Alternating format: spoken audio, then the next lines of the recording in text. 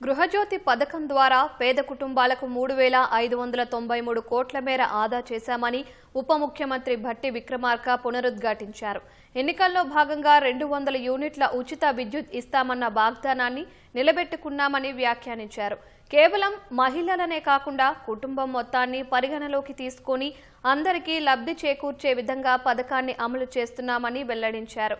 అసెంబ్లీలో ప్రశ్నోత్తరాల సమయంలో సభ్యులు అడిగిన ప్రశ్నలకు ఉప ముఖ్యమంత్రి భట్టి విక్రమార్క ఈ మేరకు సమాధానం ఇచ్చారు. భవిష్యత్తులోనూ గృహజ్యోతి పథకాన్ని అమలు చేస్తామని వివరించారు.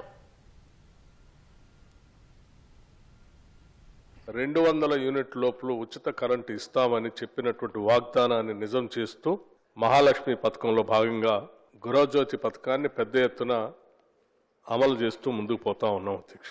ఇందులో కేవలం మహిళలే కాదు అధ్యక్ష, యావత్ కుటుంబాన్ని యూనిట్గా తీసుకొని ఆ కుటుంబంలో ఉన్నటువంటి మహిళలు కుటుంబ సభ్యులందరికీ లబ్ధి చెందేటట్టుగా ఈ పథకాన్ని అమలు చేస్తూ ఉన్నాం అధ్యక్ష.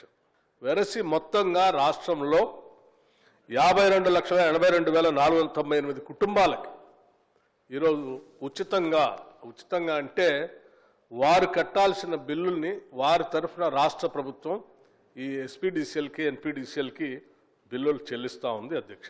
ఇప్పుడు ఈ పథకాన్ని అమల్లో తీసుకొచ్చిన దగ్గర నుంచి 2025 డిసెంబర్ వరకు రాష్ట్ర ప్రభుత్వం 3,593 కోట్ల రూపాయలని ప్రజల పక్షాన రాష్ట్ర ప్రభుత్వం వారు చెల్లించింది అధ్యక్ష.